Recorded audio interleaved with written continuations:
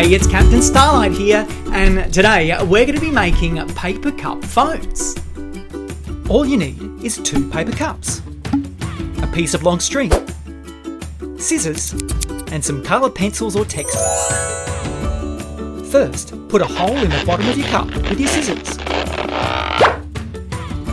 Thread the string through the bottom of the cup and tie a knot.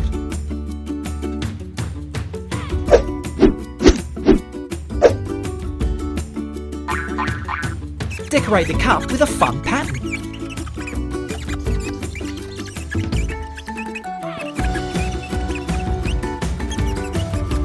Then talk into one of the cups and listen through the cup on the other end of the string. It works better with 2 people.